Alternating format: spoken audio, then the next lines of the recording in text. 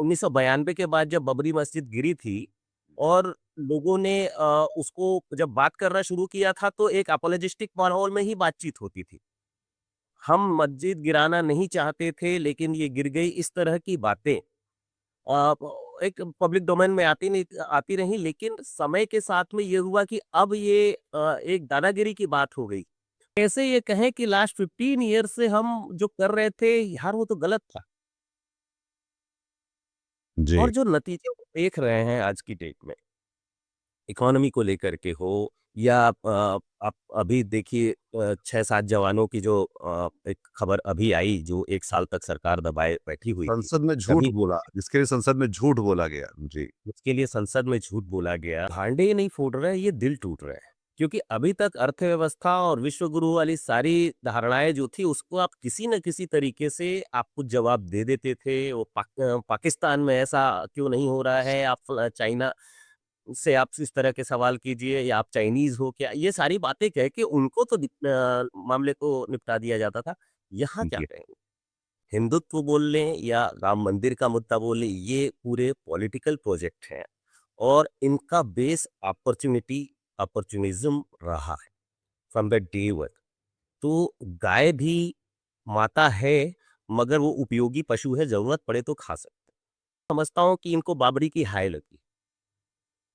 हिंदुस्तान को, इनकी पूरी जमात को बाबरी की हाय लगी हुई है और आप देखिएगा आने वाले कुछ वर्षों के भीतर में ये धारा इतनी ज़्यादा धूल-धूसरित और मटिया-मेट हो जाने वाली है कि इतिहास में दोबारा ये लोग कभी खड़े नहीं होंगे।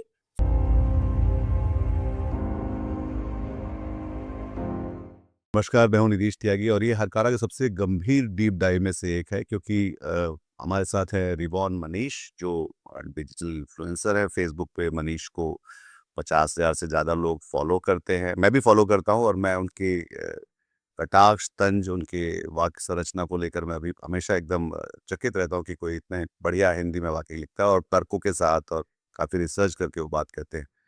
और आज हम लोग बात करने वाले हैं इस वक्त पे जब राम मंदिर में चढ़ावा चंदे की चोरी हुई है और उसको लेकर बहुत सारे लोगों में एक तरह से परेशान हैं लोग।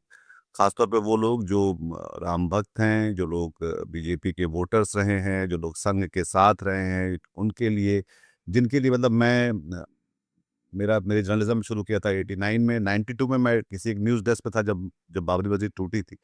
और तब से हम देख रहे हैं कि लगातार ये सबसे बड़ा प्रोजेक्ट की तरह था आरएसएस का और बीजेपी का। और पर अब जब चढ़ावे में चोरी और उसमें भी लीपापोती की कोशिश, उसमें भी छोटे-मोटे लोगों को गिरफ्तार किया जा रहा है, बड़े लोगों को इस्तीफा दे के समझ लिया जा रहा है कि यही इंसाफ है। तो वो जो लोग उस पे काफ़ी इसको बोलते हैं इमोशनली इन्वेस्टेड थे, जिन्होंने बहुत सारे की भावनाएँ जुड़ी हुई थी, उनके जज़्बात जुड़ी हुई थी और उसके कारण वो लोग काफ़ी सारी चीज़ें नज़रअंदाज करने को तैयार थे। जैसे कि वो इस बात के लिए तैयार थे कि मुसलमानों के साथ कुछ बुरा हो रहा है तो उसको हम देख सकते हैं वो इसका हिस्सा नहीं है। जैसे कि वो मुसलमानों से जय श्री राम कहलवाने की कोशिशें करवाते रहे और उसकी वीडियो बना-बना के भेजते रहे। जैसे कि लिंचिंग इस देश में होती रही। जैसे कि बाकी बहुत सारे मुद्दे जो है जिसको लेकर नोटबंदी से लेकर जो सारी क्रूरताएं की गई इस देश में लोगों के साथ, उन सबको हमने इस देश ने नज़रअंदाज किया और खास तौर पर राम भक्तों ने कि नहीं यार राम का ये हो गया तो बाकी सब देखा जा सकता है। पर अब जब बात वहाँ पर आ गई है तो अ, मैं मनीष से समझना चाह रहा था कि राम भक्त के दिमाग में, मन में, दिल में, उनके घरों में, उनकी आपसी चर्चाओं में क्या चल रहा होगा और उसको हम कैसे देखें और कितना गंभीर मामला है कि जब आपको चोट हुई है, दर्द हो रहा है पर आप कुछ बोल ही नहीं पा रहे हैं। ये ट्रेजिक है, निदेश भाई, ये बहुत ट्रेजिक मसला है और इस पूरी पीढ़ी ने जो 90 के बाद एक कॉन्शियसनेस और लोगों को दुनिया को समझने के लिए जब निकली है, वो जो 18, 20, 25 साल के तब थे, अब वो 40-45 की एज 50 की एज तक पहुँच गए। उन्होंने एक नेहरूवियन मॉडल का एक जीवन शैली देखा था, जिसमें हिंदू, मुस्लिम, सिख, ईसाई भारत में सब भाई-भाई और आपको याद होगा वो देश में गंगा बहे सारा भारत ये कहे, इस तरीके की टीवी पे भी चीज़ें आया करती थीं। बिल्कुल। वो वो उस तरह के एक पूरे माहौल से हम लोग निकले हैं और एक फटीग होता है एक तरह की बातें को सुनने का और जब कोई सामने एक नया विकल्प मौजूद होता है दिखता है जो थोड़ा मैचो है जो थोड़ा गर्मा गर्मी से बात कर रहा है जो अपनी अस्मिता की बात कर रहा है ये थोड़ी नई टाइप की चीज थी। मैं खुद सरस्वती शिशु मंदिर से पढ़ा हुआ हूँ अगर आप शायद न जानते हो आपके दर्शक न जानते हो मैं सरस्वती शिशु मंदिर से पढ़ा हूँ और हाँ उस दौर में मैंने भी संस्कृति ज्ञान की जो प्रतियोगिता होती थी मैं अक्सर टॉपर रहा हूँ उसमें।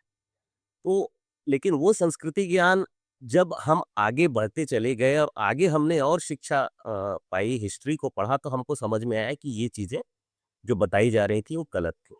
लेकिन एक बहुत बड़ी जमात है जिसको ये हमेशा लगा जिसने उसके बाद आगे शिक्षा लेना छोड़ दिया या बोलना चाहिए अपने डिग्री हासिल की लेकिन रियल जो एजुकेशन होती है अपने आप को अपग्रेड करने वाला काम वो उसने जब बंद कर दिया तो उसको आगे की और एजुकेशन मिली फिर वो सोशल मीडिया के ज़माने में इस व्हाट्सएप के ग्रुप से और जो उनके पास में आता रहा वो उसे फीडिंग लेते रहे, उससे अपनी आइडियोलॉजी बनाते रहे और ये धीरे-धीरे गरमाता गया।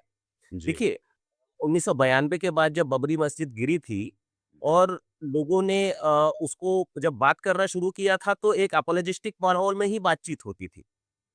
हम मस्जिद गिराना नहीं चाहते थे लेकिन ये गिर गई इस तरह की बातें एक पब्लिक डोमेन में आती रही लेकिन समय के साथ में ये हुआ कि अब ये एक दादागिरी की बात हो गई और लोगों ने उसको अगले लेवल पे जाकर के और भी हम इस तरीके से घटनाओं को दोहराते चले जाएंगे खास तौर पे 2002 के बाद से जी, ये जो शर्म की एक पुट था उसमें वो गर्व के पुट में बदलता चला गया और धीरे धीरे ये चीज होती चली गई कि जो भी हम पहले जिन चीजों को गलत मानते थे अब वो सही होने लगी और जो तब गलत थी अब वो सही कही जाने तो सांप्रदायिकता और धर्मनिरपेक्षता वाला जो एक हमारे यहाँ जो दो डिस्कोर्स चला करते थे उसमें सांप्रदायिक वाला डिस्कोर्स कहीं ज्यादा मैचो लगने के कारण लोग इसकी तरफ में उस दौर के आकर्षित हुए साथ साथ जेब में पैसा आया उसी दौरान में तो पैसा और दिमाग की गर्मी हमको वहाँ पे ले आती है जहाँ पे कुछ वो विश्व गुरु होने की भाव इच्छा जागृत हो जाती थी। ये एक साइकोलॉजिकली ग्रूमिंग हो रही है इन भक्तों की। मैं इन 30 सालों में उसको उसके परिवेश से जुड़ा। जी, दूसरी चीज़ एक और है अ, भक्त जिसे हम कहते हैं ना, ये एक भारतीय साइकोलॉजी का अपने आप में एक प्रतिरूप है। वो हनुमान, वो हनुमान जो श्री राम के लिए सब कुछ करने को तैयार है। सब कुछ कर जाता है। आप देखेंगे कई सारे मतलब अगर श्री राम का काम तब तक पूरा नहीं होता जब तक हनुमान उसके साथ में नहीं होते हैं। तो everybody these people want to become Hanuman of their Ram. अब जी, ये बाद में समझ में आया कि जिसे उन्होंने राम समझा था, भई वो तो कंस निकल रहा है, वो तो रावण निकल रहा है, वो तो मारीच निकल रहा है, ये तो कुछ और निकल रहा है। लेकिन वफ़ादारी, एक हिंदुस्तानी के अंदर में जो वफ़ादारी का और वफ़ादारी के प्रति जो सम्मान का एक भाव है, अब वो उसको तोड़े तो कैसे तोड़े? उससे पीछे हटे तो कैसे हटे? व्यक्ति और विचारधारा इन दोनों से इन्होंने अपने आप को इतना ज़्यादा जोड़ लिया है, इतना ज़्यादा एक्सपोज़्ड हो गए हैं और इतना ज़्यादा इसके लिए लोगों ने विरोध हासिल कर लिया है अपने परिवार में, अपने मित्रों से, अपने तमाम ऑफ़िशियल सर्कल में, सभी जगहों पे ये लोग चिह्नित हो चुके हैं, पहचाने जा चुके हैं। शर्मिंदा है लेकिन इस तरह के 4 लोग मिल कर के ज़ोर-ज़ोर से शोर करके दूसरों को चुप करा करके कोशिश में यही रहे कि हम जीत जाएँ। बहस को उस समय में जीत जाएँ, डाइवर्ट कर लें। ये सब कुछ करने के बाद आज वो पीछे हटे तो कैसे हटे? कैसे ये कहें कि लास्ट 15 ईयर्स से हम जो कर रहे थे यार वो तो गलत था। और जी, जो नतीजे वो देख रहे हैं आज की डेट में, इकोनॉमी को लेकर के हो या आप अभी देखिए 6-7 जवानों की जो एक खबर अभी आई जो 1 साल तक सरकार दबाए बैठी हुई थी। संसद में झूठ कभी बोला, जिसके लिए संसद में झूठ बोला गया। जी, उसके लिए संसद में झूठ बोला गया। वो पाकिस्तान की बात हो, वो चाइना की बात हो, इतिहास में हमेशा शहादतों का सम्मान किया जाता रहा है और लोग गर्व से बताते हैं। आज आप ईरान की बात करें या हिज़्बुल्लाह के लड़ाकों की बात करें या इवन अफ़गानिस्तान, आप तो वही बनना चाह रहे हैं ना, लड़ाका बनना चाह रहे हैं, तो लड़ाके को शहीद शहादत जो है उसकी उसको बढ़ा-चढ़ा के बताते हैं। हम यहाँ छुपा रहे हैं, किस बात का डर है? इस बात का डर है कि हम जो अपनी आप की इनविंसिबिलिटी इतने दिनों तक बताते रहे हैं, उसमें कहीं पे दरार दिख जाएगी।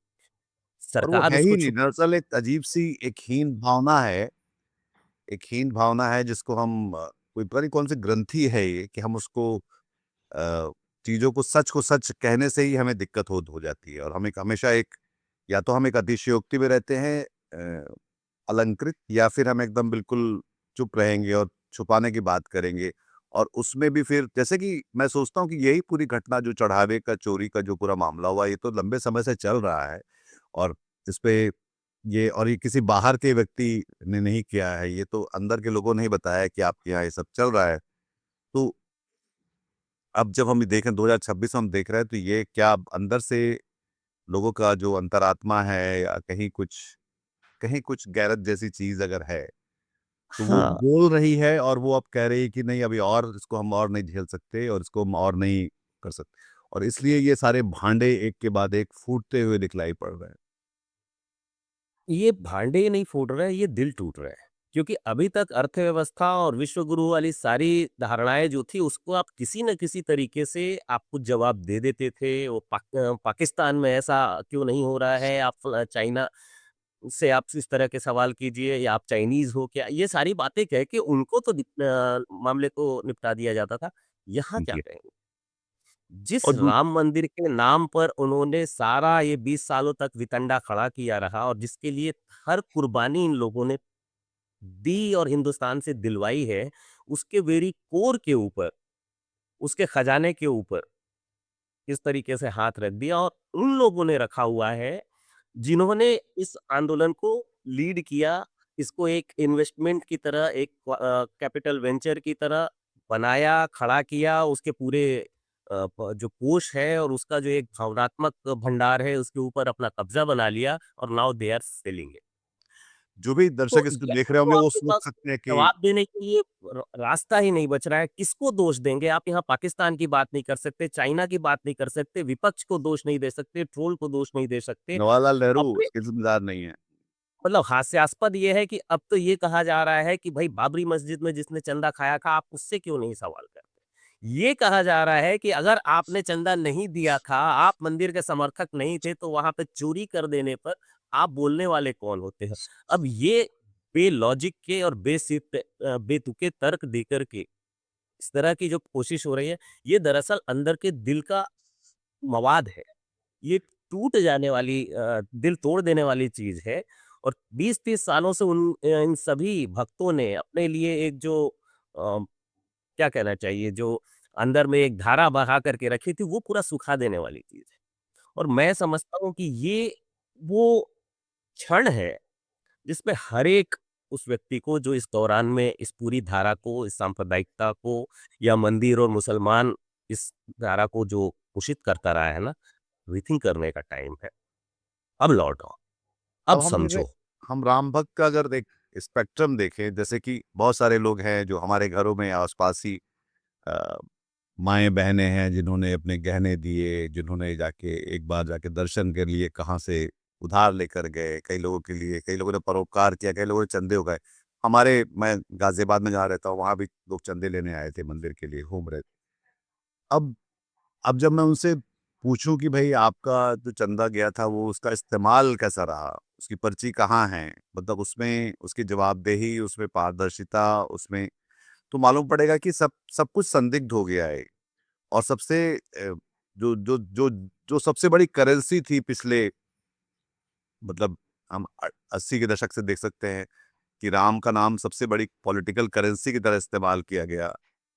वो करेंसी ही अब आपकी जो है नकली नोट की तरह निकल रही है क्योंकि वहाँ पर प्रॉब्लम है और आपके पास कोई तरीका नहीं है क्योंकि अभी भी जो मंदिर के जो ट्रस्ट और समितियाँ जो इंचार्ज हैं क्योंकि उसके तार सीधे पीएमओ से जुड़े हुए हैं, तो वो साफ-साफ इस बात को ओन अप ही नहीं कर पा रहे हैं कि हाँ, हमारी नाक के नीचे हमारी इंचार्जी में ये गड़बड़ हुई है हमारी गलती है ये और इसके लिए हम ये करेक्टिव मेजर्स लेने वाले हैं। ये कोई भी गारंटी, कोई भी जिसको आश्वासन आप उनको उनको नहीं बताया जा रहा है। तो ये भी रास्ता नहीं। और दूसरा ये कि इनके नाम पे जैसे कि मैं हो सकता है कि मैं एक भक्त हूँ पर मैं हिंसक नहीं हूँ, पर मेरे नाम का इस्तेमाल करते हुए लोगों के खिलाफ, इस देश के मुसलमानों के खिलाफ हिंसा की गई। उनसे जय श्री राम कहलवाने से लेकर उनकी लिंचिंग तक कर दी गई बिना ये जांचे परखे, कानून को हाथ में लिया गया। ये सवाल बहुत सारे लोग उत्तर प्रदेश में कर रहे हैं कि जब छोटी-छोटी सी बात पे आप किसी के घर पे बुलडोज़र चला देते हैं या उनका एनकाउंटर करवाते हैं। ये भी नहीं सोचते कि आप घुटने के नीचे गोली मार रहे हैं या ऊपर गोली मार रहे हैं, कहाँ गोली मार रहे हैं। कई बार गोली नहीं होती तो आप ठाएँ-ठाएँ भी कर देते हैं, उसका भी एक वीडियो है जिसमें मारो ले लो इधर गए तो ये यही हो उस पूरे एक परिदृश्य में जब ये हो रहा है, तो इसको आप बहुत दस्ताने पहनकर क्यों जिसको कहते हैं कि इसको ट्रीट कर रहे हैं?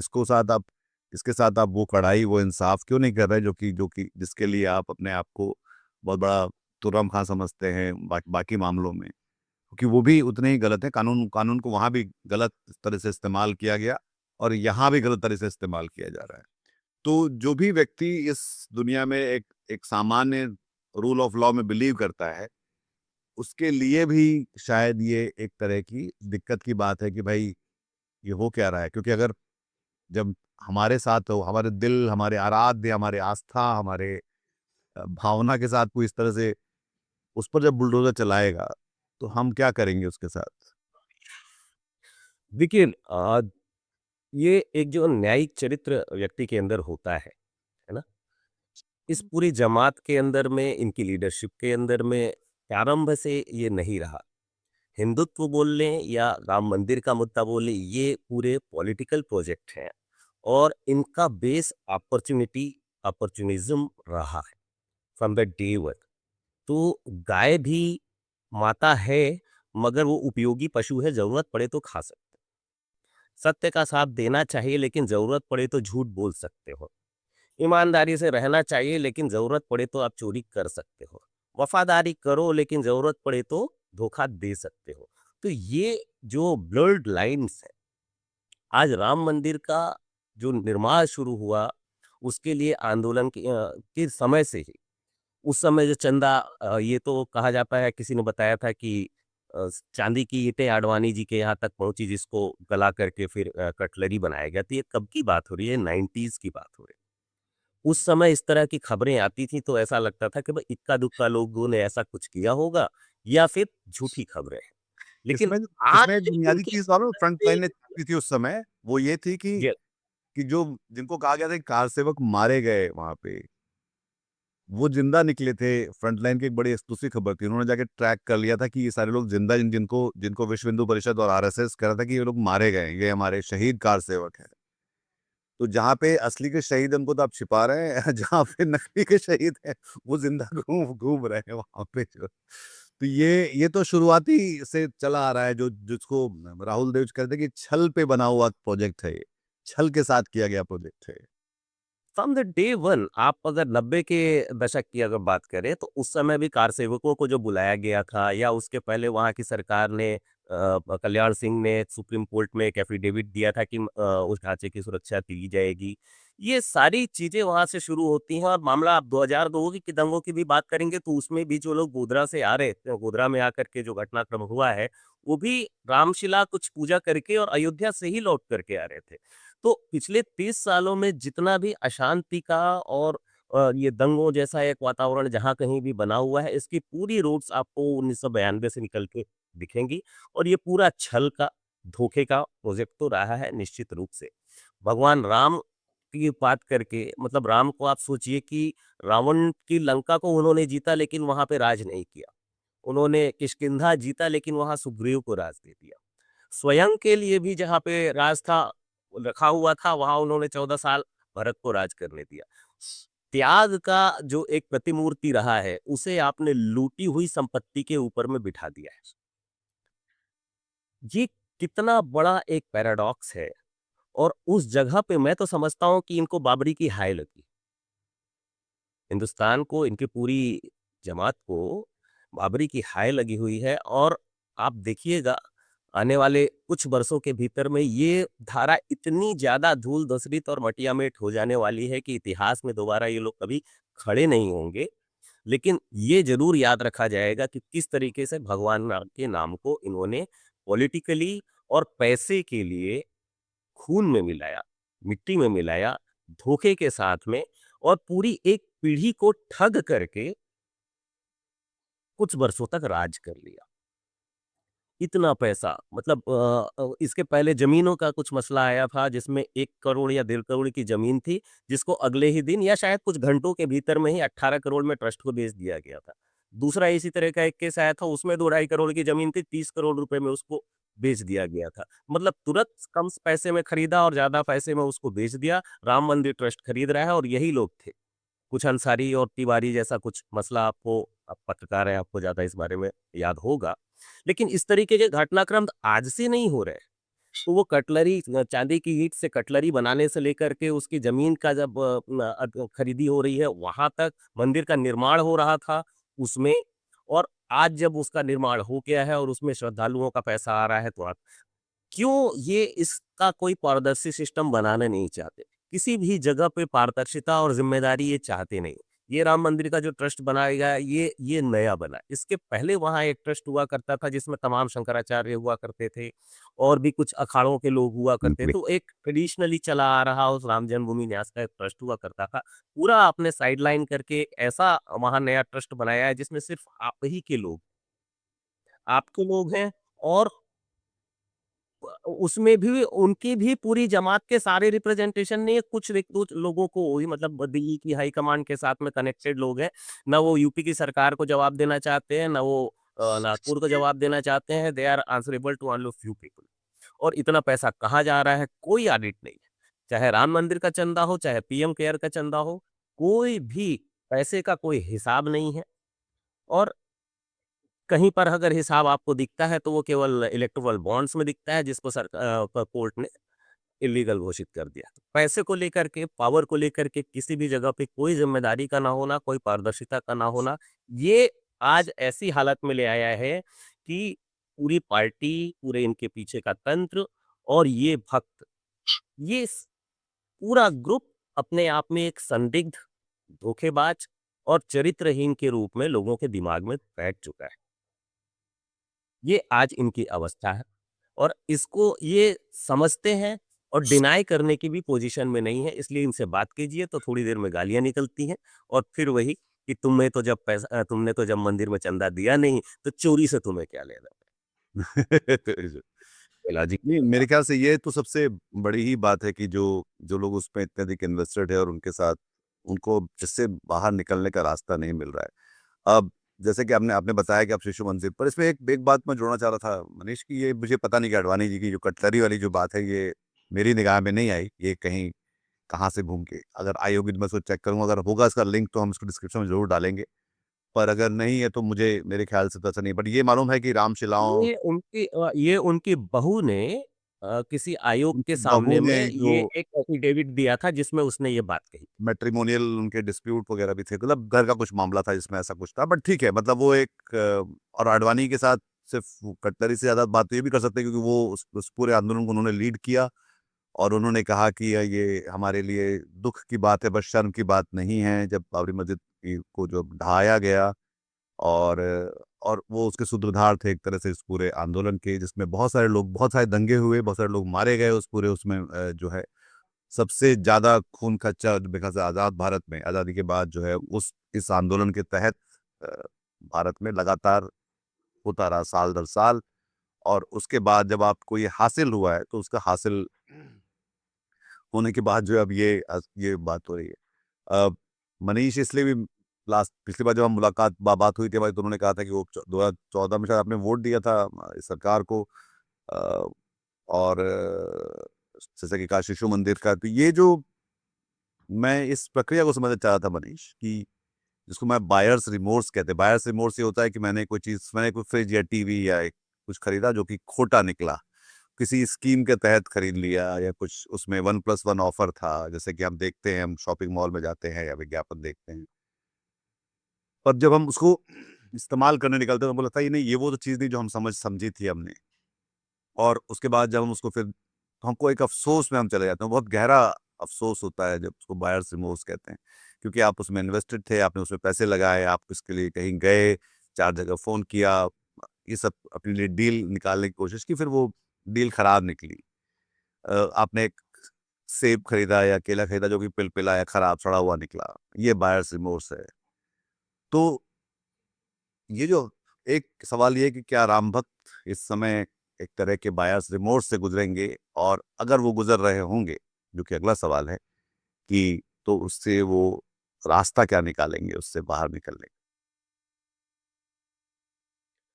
यहाँ मामला सिर्फ बायर्स रिमोर्स का ही नहीं है, ये तो सेल करने भी निकले थे ना, खुद भी इन्होंने खरीदा और इन्हें पता चल चुका था कि इनका माल खराब है।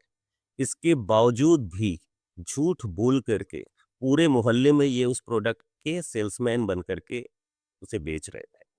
तो उस प्रोडक्ट के साथ में ये खुद इतना ज़्यादा इन्वॉल्व्ड हो चुके हैं कि आज उसका नतीजा पूरा मोहल्ला उन्हें बता रहा है, लेकिन ये खुद स्वीकार करने को तैयार नहीं है। हाँ, अंदर से ज़रूर जानते हैं प्रोडक्ट खराब है।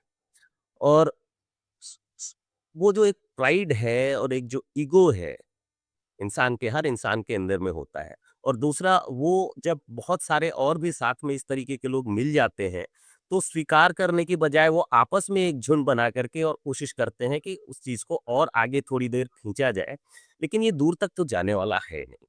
मैं समझता हूँ, जिन्हें भी ये बात समझ में आ गई है, स्वीकार करना चाहिए, गलती हुई।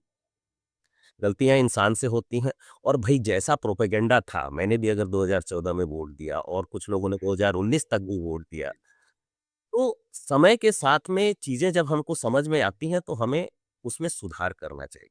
पर आज मैं पर ये 40 फ्लिप कैसे हुआ? मतलब आपके लिए फ्लिप कैसे हुआ कि मतलब हमने सोचा, हमने एक बार एक एक एक तरफ अपनी सहमति दिखाई और हमने एक तरह से साथ दिया, पर फिर हम नहीं दिया। देखिए, हर व्यक्ति का और हर जो भी जिसने 2014 में इनकी तरफ समर्थन दिया था, हर एक व्यक्ति का अपना-अपना एक इवोल्यूशन समझिए। हम तो इस बात से खफ़ा थे कि 2010 से लेकर के 2014 के बीच में जो लगातार घोटाले होते रहे, एक पॉलिसी पैरालिसिस रहा और 10 साल का एक फटीग होता है, उस फटीग से उठ कर के हमने एक नए विकल्प को अवसर दिया। रूटीन चीज़ है, नहीं होगा अगर काम बिल्कुल, बिल्कुल। सही तो 5 साल बाद फिर बदल देंगे। तो आस्था जुड़ी हो ऐसा नहीं था, हम तो विकल्प चयन कर रहे थे। लेकिन धीरे-धीरे एक जो पूरा ग्रुप है उनके लिए ये आस्था से जुड़ा हुआ अस्मिता से, धर्म से और फिर राष्ट्रीयता से, देशभक्ति से, तमाम चीज़ों से जुड़ा हुआ वो एक ऐसा मसला हो गया कि इसके बाद उसे उन्होंने अपनी आइडेंटिटी बना लिया। और जब ये कोई मामला आइडेंटिटी का, पहचान का हो जाता है, अस्मिता का हो जाता है, तो फिर आदमी जल्दी से उसको बदलना नहीं चाहता, भले ही उसमें कितना भी नुकसान हो रहा हो। वही ₹500 का तेल चला तो जाएगा, लेकिन उतने का पेट्रोल ले लूँगा, लेकिन मोदी जी को ही हम वोट देंगे।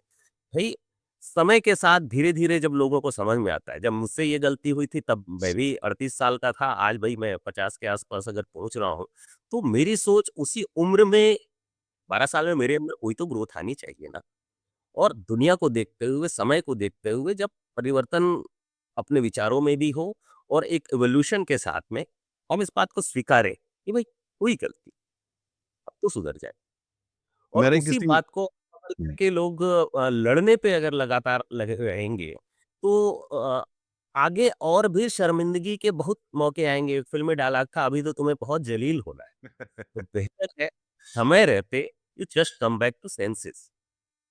आखिरी में एक और सवाल जो मैं पूछना चाहता मनीष, क्योंकि आप एजुकेशनिस्ट भी हैं, और सबसे बड़ा सवाल शायद हम सबके सामने ये होता है, और जिसमें सत्ता, सरकार, समाज, ईश्वर सब कुछ शामिल है, जहाँ पर हम अपने बच्चों के बारे में सोच रहे होते हैं कि हमारे बच्चों का भविष्य ठीक रहे, हमारे बच्चों को रोजगार मिले, उनको उनकी पढ़ाई ठीक से हो सके, वो स्वस्थ रहें। हर कोई, सारी प्रार्थनाएँ सारे धर्मों में इसी बात पे निकलती हैं। हालाँकि वो बहुत अतीत को लेकर परेशान रहती हैं, पर दरअसल सब कुछ इसलिए हो रहा होता है कि हमारा भविष्य जो है, वो भविष्य हमारी जो आने वाली पीढ़ी है, उसको उसके लिए कब हम सोचना शुरू करेंगे कि ये सब जो फ़रेब हो रहे हैं हमारे साथ, जो छल हो रहे हैं हमारे साथ, अ, उनकी उस रोशनी में हम तर्क की कसौटी पे कब कसना शुरू करेंगे कि ये जो है हमारे बच्चों को, क्योंकि हम देख सकते हैं कि चाहे वो सीबीएसई हो या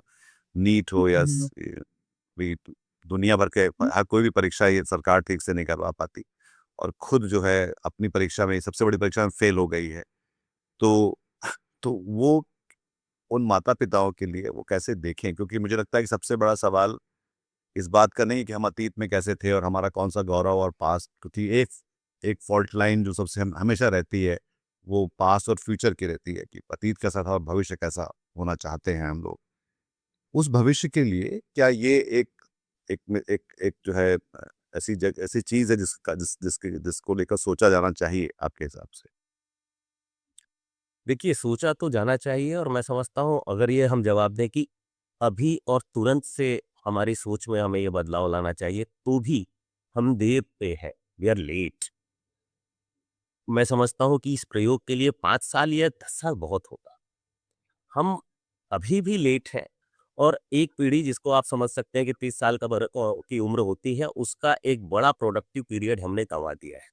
और ये जो ट्रैजेक्टरी है, ये हमें और नुकसान की ओर वित्तीय रूप से बोलें, नेशनल प्राइड के रूप में बोलें, एक सोशल कैपिटल, सोशल फैब्रिक का जो ताना-बाना हमारी ज़िंदगी के लिए ज़रूरी होता है, उसके बारे में बोलें, हर तरीके से चीज़ें डिटेरियोरेट हो रही हैं और डिटेरियोरेट होती चली जाएँगी। रूल ऑफ लॉ हिंदुस्तान में लगभग अब नहीं है, अब रूल ऑफ लॉयल्टी है। आप देखिए कि जो अनुभवी नहीं है, ऐसे लोगों को उठा कर के आप अचानक से सीएम बना देते हैं। जिनका ज़मीनी कोई आधार नहीं है, जिनको चीज़ों की समझ नहीं है, उनको अचानक उठा कर के अभी जो सशस्त्र सेनाएँ हैं, उसके लिए एक एक्ट आया है और उसमें कुछ सीनियरिटी को लेकर के ऐसे अल्ट्रा वायर्स रूल्स हैं, जिसको लेकर के काफ़ी असंतोष है वहाँ पे। तो वहाँ पर भी ज़्यादा से ज़्यादा डिस्क्रिशनरी पावर गवर्नमेंट अपने हाथ में ले रही है रादर देन सिस्टमिक एक और वहाँ इंटरनल जो एडमिनिस्ट्रेशन होना चाहिए उसकी तुलना में। तो हर जगह सुप्रीम कोर्ट्स में आप लॉयल्टी के हिसाब से यहाँ जो धर्मेंद्र प्रधान साहब जो हैं, क्या उपयोगिता उनकी है और इतने सारे लगातार 3-4 सालों से एग्ज़ाम लीक होने के बावजूद में आप उन्हें बना कर के ये सब लॉयल्टी बेस्ड सिस्टम है, ये रूल ऑफ लॉ वाला सिस्टम नहीं है, ये एफिशिएंसी का सिस्टम नहीं है। और इसमें आगे चीज़ें और अपारदर्शी होती चली जाएँगी और ज़्यादा डिटेरियोरेट होती चली जाएँगी, तो जितनी जल्दी आप इस धारा से अपना नाता तोड़ते हैं और सही सवाल पूछना शुरू करते हैं, सही तरीके का माहौल अपने घर में बनाना शुरू करते हैं, वहाँ से ही कोई ब्रेक अवे आप इस ट्रैजेक्टरी से कर पाएँगे और जितना विलंब करेंगे, हमारे लिए और ज़्यादा दिक्कतें और समस्याएँ आने लगने वाली हैं। मैं तो सभी भक्तों से अनुरोध करूँगा, भाई अब लौट आओ। इससे ज़्यादा विलंब और करोगे तो ज़िंदगी में कभी अब लौट नहीं। तो जब हम लोग छोटी जगहों पे, मतलब तो मैं दिल्ली में हूँ तो ज़्यादा ऐसा कम होता है जाना, पर जब मैं गरियाबंद या ऐसी जगहों पे था जशपुर में, तो वहाँ पे बस स्टैंड पर ऐसे पोस्टर लगे रहते थे रीवा में कि गुमशुदा लोगों के पोस्टर, उसमें लिखा था कि ज़्यादातर पिता लिखता था ये कि, तो उसमें एक पोस्टर में लिखा था कि ये भक्त तुम लौट आओ तुम्हें तुम्हें कोई कुछ भी नहीं हाँ, कहेगा। कि कुछ नहीं कहेगा, मतलब कि तुम्हारी पिटाई-विटाई नहीं होगी, तुम आ जाओ यहाँ पे लौट के, और माँ बहुत बीमार है, उसमें ये लाइन अमूमन हर रहते विज्ञापन थे। में रहती थी। तो लौट आओ, कोई कुछ नहीं कहेगा, और ये जो बात है मेरे ख्याल से, क्योंकि जब तक हम इस वो सेफ स्पेस नहीं होगा, तब तक हम ओन अप भी नहीं करेंगे अपनी कमज़ोरियों को, गलतियों को, खामियों को। और ये शायद हम सबको मिलकर सोचना चाहिए इसके बारे में कि जहाँ पे जो बायर्स रिमोर्स जिनको हो रहा है, क्योंकि ज़ाहिर तौर पे एक सड़ांध का हिस्सा जो है हर कोई नहीं बनना चाहता, और अपने बच्चों को तो कम से कम बचा के रखना चाहता है उससे। तो उसके लिए ज़रूरी है कि हम उसको ओन अप करें और उसके बाद अपने करेक्टिव जो मेजर्स लें, उसके लिए जो सुधार के जो कदम हैं वो उठाएँ, ताकि एक बेहतर भविष्य के लिए, एक बेहतर देश के लिए, क्योंकि ये सारा सब कुछ आप ये भी देख सकते हैं कि ये सब कुछ इतना असंवैधानिक तरीके से हो रहा है। चाहे वो यहाँ पर हो रहा है या फिर एसआईआर के नाम पे हो रहा है या अभी पासपोर्ट के नाम पे हो रहा है। रोज कुछ ना कुछ ऐसा होता है जो कि आपको आपकी नागरिकता और उसके अधिकार और इस देश के लोकतंत्र और संवैधानिकता को दरअसल आघात कर रहा है, और हम सब उसको देख रहे हैं। तो जाहिर है एक दिन उसको बोलना भी पड़ेगा, उसके लिए कुछ करना भी पड़ेगा। बहुत बहुत शुक्रिया मनीष, इसमें आपका शामिल होने के लिए, और आप सबका भी जो इस बातचीत में शामिल हैं, उन सारे लोगों के साथ इस बातचीत को शेयर करिए जो इस तरह से कहीं ना कहीं जुड़े हुए हैं, और जो भक्त हैं और जो भक्त नहीं हैं वो भी, ताकि ये बात थोड़ी सी और अधिक फैले, क्योंकि एक ज़रूरी बात है, ये गंभीर बात है। ये अभी तक का हरकारा का सबसे गंभीर और गहरे डीप डाइव में से एक है। अ, और अपना ख्याल रखिए। नमस्कार। बहुत बहुत धन्यवाद आपका। बहुत बहुत धन्यवाद मनीष आपका। नमस्कार। नमस्कार, थैंक यू। हिंदी में खबरें कितनी सारी हैं। आप दरअसल इन्फॉर्मेशन ओवरलोड के शिकार हैं। खबरें आ रही हैं आपके व्हाट्सएप पर, कुछ सच्ची, कुछ झूठी, कुछ तोड़-मरोड़ कर पेश की हुई, और आपके लिए कितना मुश्किल है कि ये तय कर पाएँ कि सच कहाँ है, जो ज़रूरी है और जो प्रासंगिक है इस समय की दुनिया के लिए, इस समय के देश के लिए, इस समय की नागरिकता के लिए, वो खबरें कहाँ हैं। और उन खबरों को हरकारा आपके पास लेकर आता है। हरकारा, जैसे कि हमारी टैगलाइन है, शोर कम और रोशनी ज़्यादा। और इसलिए हाँ, वहाँ पर आप लगातार पाएँगे कि जो जन पक्षधर मुद्दे हैं, जो जन पक्षधर खबरें हैं, जो जन पक्षधर सवाल हैं, वो वहाँ पर लगातार जिन पर चर्चा होती रहती है। और उसके लिए आप देख सकते हैं कि लगातार किस तरह के लोग हमारे यहाँ आते हैं। हिंदी में जो मीडिया इंडस्ट्री है वो काफ़ी बड़ी है, पर हिंदी में जो पत्रकारिता है वो छोटी होती जा रही है। हरकारा की कोशिश उसे बचा के रखने की है, और उसके लिए हमें आपकी ज़रूरत है। हम यहाँ लगातार वो चर्चाएँ, वो बातचीत, वो खबरें, वो एक्सप्लेनर्स आप तक लाते हैं, वीडियो के ज़रिए, ऑडियो के ज़रिए और टेक्स्ट के ज़रिए, जो इस विमर्श को आगे बढ़ाने में मदद करती है। बिना आपकी भागीदारी के ये मुमकिन नहीं है। इसलिए हम चाहते हैं आपसे कि आप इस खबरों को साझा करिए, हमारे चैनलों को साझा करिए, हमें समर्थन दीजिए, आर्थिक सहयोग दीजिए। हम अपना क्यूआर कोड आपके साथ यहाँ साझा कर रहे हैं। आप चाहें तो यहाँ पर अपना योगदान दे सकते हैं। आपके सहयोग से चलती रहेगी हरकारा की दुनिया, और बची रहेगी पत्रकारिता का ये मिशन। आज की ताजा खबर, आज की ताजा खबर, आज की ताजा खबर। आओ काका जी इधर, आओ मामा जी इधर, सुनो दुनिया की खबर।